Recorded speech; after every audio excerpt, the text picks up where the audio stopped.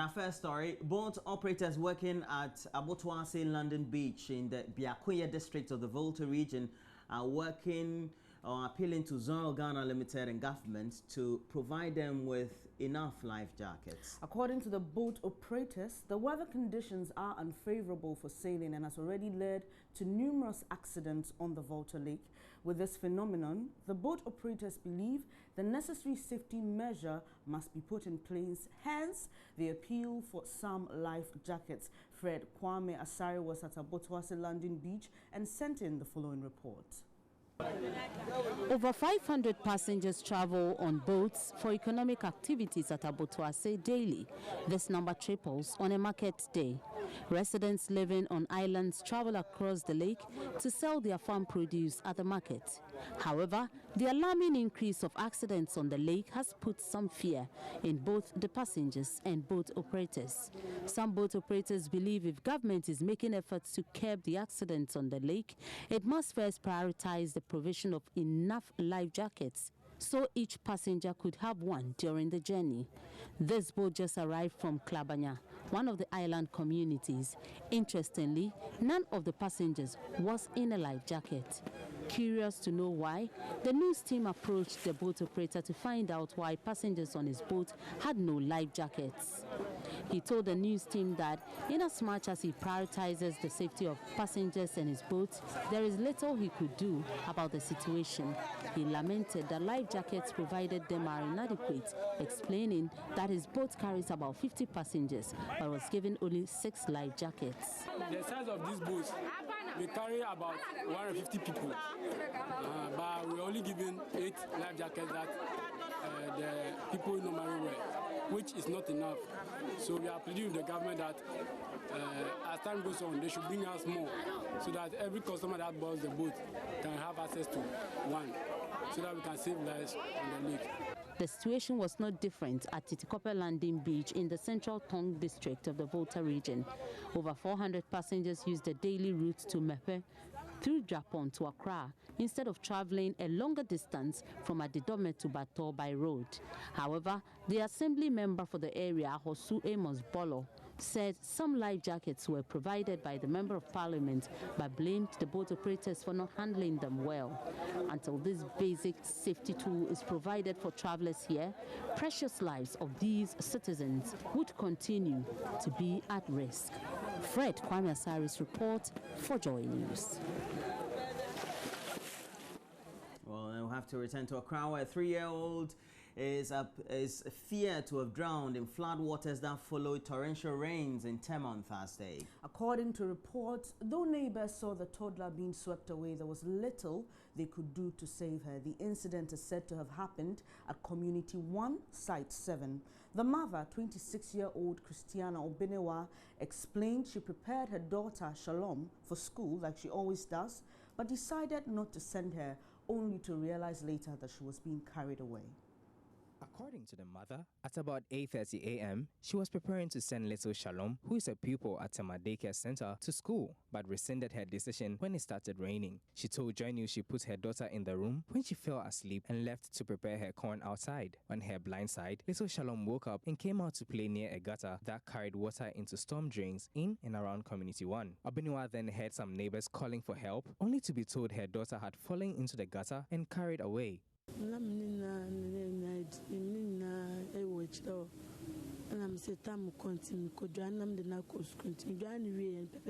I was about getting her ready for school when she fell into the gutter. I didn't see what happened. I only heard shouts that my child had fallen into the gutter and washed away. This is a very difficult situation for me.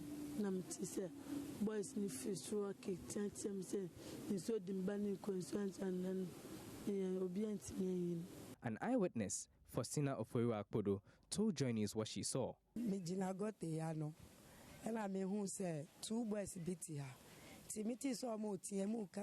I heard screams of people shouting at a child. When I got closer to find out, she had fallen into the gutter. I then rushed to the house to call for help.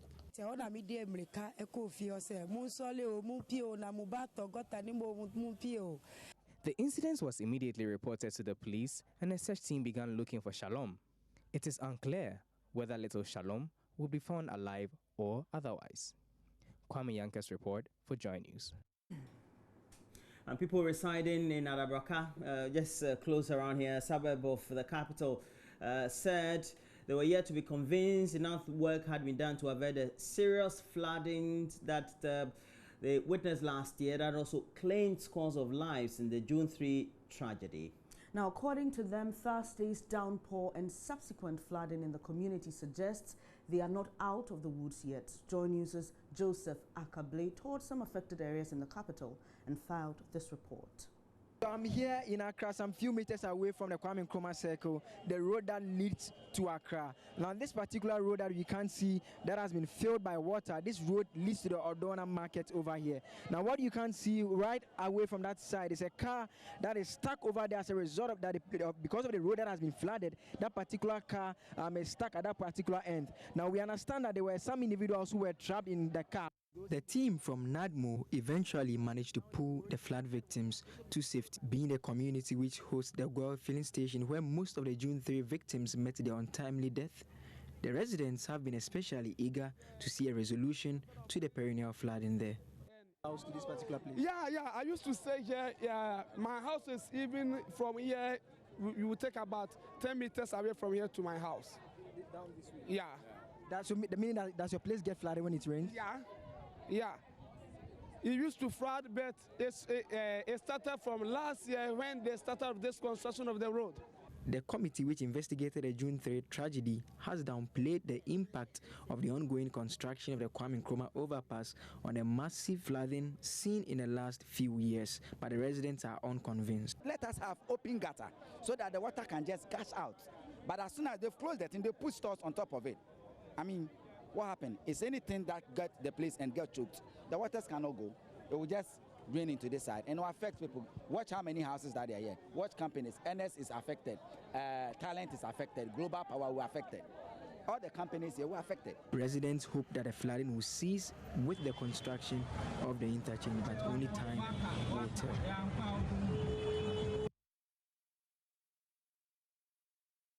And the people of Totibu, a village in the Sujaman district of the Eastern region, want government, as a matter of urgency, to fix the only road network in the community to reconnect them to the Akosombo township.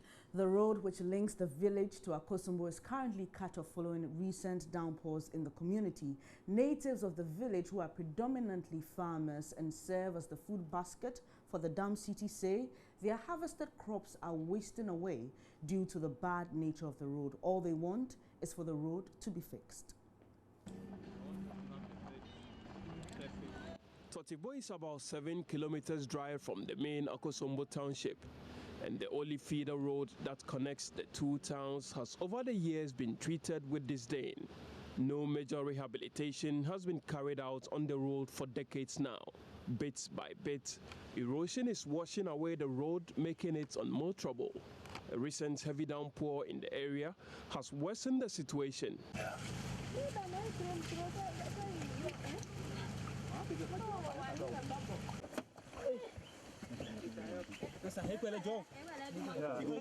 Thanks to these young men and women here, we managed to pull the vehicle out of the mud.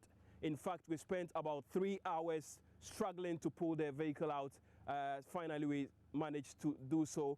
The result is that foodstuffs produced here are not finding their way to market centers at Akosombo. People in the town, we are not able to send the foodstuffs to the place. So some of the foodstuffs have to get spoiled and all those things. The people are not able to go to the market. So we suffer to get food and eat. No car can come. So we have to carry some few one. We are not able to send. A lot of them spoil. Plantain, cassava and maize, all those things, yam. Sometimes we dig them, but how to send it to the market, it will be there for some long and it will spoil. Brono ne wanyo among watro kuma je village kan be Akosombo no most the wanga Akosombo me surprise was food so people no bano. This thing keep happening for some years ago, even before I was born. Lots of the crops that go, or the foodstuff that go to the Akosombo markets comes from this village. Almost 45% of the foodstuff that we send they come from here.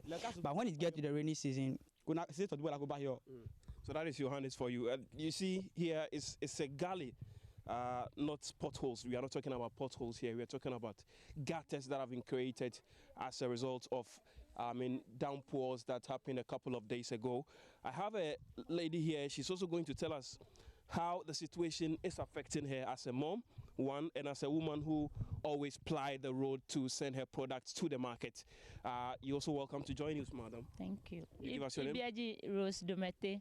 Well, him na che him no tatibo. Se brono enga ha ope jiha komejino. Ke him esu him nyaki ono. Wanye no wa tromi maya akosomo. Wala tromi jia him no kaya akosomo loko me hwana nini nayo. Se ke bro badaki ke no. Lo leko nyi ne ba him no. Lo wanga government opekpa. Kone eba here wakose ne ba dra bro ke hawo.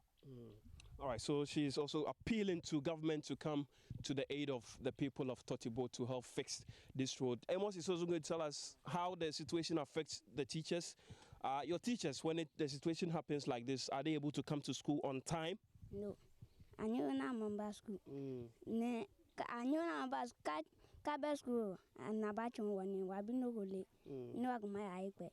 Okay, so what you are saying is that because of the situation, your teachers are unable to come to school on time, so it affects teaching and learning?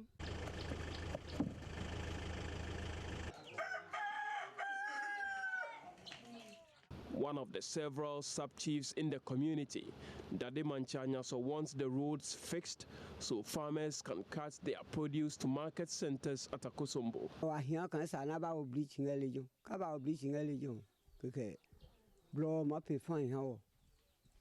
We've been appealing to authorities to come to our aid for decades now, and nobody seemed to listen to us.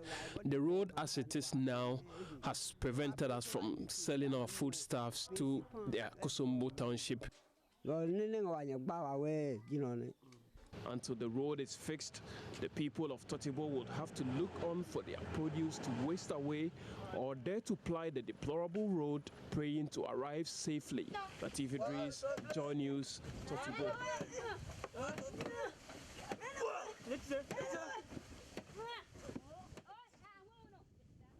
Saloon cars needed help on that very poor road. But let's look at this. Traumatized teachers of the St. John's Primary 1 and 2 at Accra, Newtown, they've begun requesting for transfer to other schools. Now, this follows a mob attack on the teachers that led to the closure of the school on Tuesday. The teachers say they feel insecure and don't want to go to school again. Beatrice Edu has the rest of the story.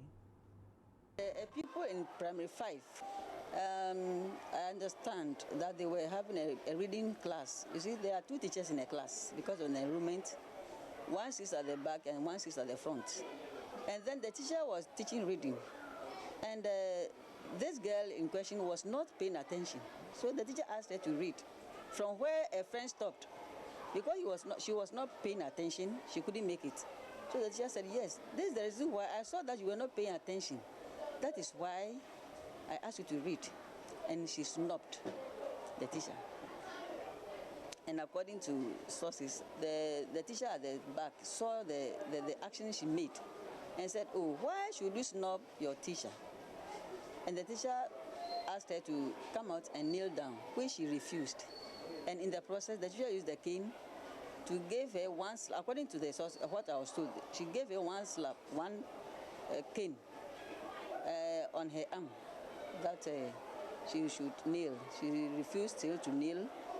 And then the teacher said, if you are not ready to participate in the lesson, please go out so that after the lesson you come in, because I've seen that you are not interested in what we are doing. And in the process, when she left, she picked her bag and went out. In about 20 minutes, the thugs came. And that was when the attacks on the teachers and the pupils began. Many of the 12 teachers were beaten and slapped. All the teachers were attacked from class to class, and the people scattered. So they were assaulted, and then when I went to the Nima police station, I saw Honorable Henry Cotti, the MP of the area, and said, in fact, he has to give money to the assaulted teachers to go to the hospital for treatment before they come back to write their statements. What were they assaulted with? Because earlier you were telling me they had broken bottles, they had knives and other offensive weapons. So what were they assaulted with? With the sticks. the sticks they had, and then the beating with the hand slaps. And according to the P6 teacher, they pulled a knife at him, and then he had to jump over the wall. So they were seriously assaulted. How many teachers were injured during the attack? When I went to the police, there were 5 or so, 6. But almost everybody has a slap, but the 6 were brutally assaulted. Are they still at the hospital, or they've been discharged? They've been discharged at now. So what we are learning is that as a result of these attacks, the school has been closed down. When was it closed down? It was closed down the very day. In fact, I and my CS, I called my CS and said the school should be closed down in the interim because it was very dangerous. Now, they don't want to be in the school again. I will passionately appeal to the mayor to see to monitoring this the project that we come in. Because yesterday, a lot of the teachers, I mean, they feel reluctant to go there and work. And some are seeking transfers to other places. So I think... How many so far have come to you for transfers? Oh, they can't come to me. They made a request. They said they will not go back to their place. And how many of them made that request? At least one person told, is on the platform, that there's no way she could go back to their place. And others are saying it verbally, that they can't go there to work again. And how many teachers are there in all? We are 12 teachers. And all of them seem to agree with the person who came out for... Exactly. They are really traumatized. And I don't think if they go there, they will do any meaningful work. As they seek transfers, the headmistress is also unsure when the school will be reopened. How long will the school be closed down for? Apparently, next week will be BECE throughout the week, from Monday to Friday. So automatically, that's been closed down for because my 10 teachers are invigilating. So hopefully, after the BECE, we hope by then some arrests will be made and the situation will come. In other stories, a former chief executive of the Ghana Real Estate Developers Association, Dr. Alex Tetteh, has been sentenced to 2 years in prison for engaging in Symbox fraud. The court further ordered him to pay a penalty of some 24,000 Ghana cedis. Dr. Tetteh faced charges of providing an electronic communication service without license and possession of illegal device. He, together with 5 others, were arrested by a joint task force which included the National Communications Authority, NCA, and the Criminal Investigations Department of the Ghana Police Service on January 15 last year. Raymond Accra was in court and has filed the following report. Following an undercover sting by Anti-Telecommunication Fraud Task Force in collaboration with the police CID, the former Greta boss, Dr. Alexander Tetteh, and 9 other people were arrested in January 2015.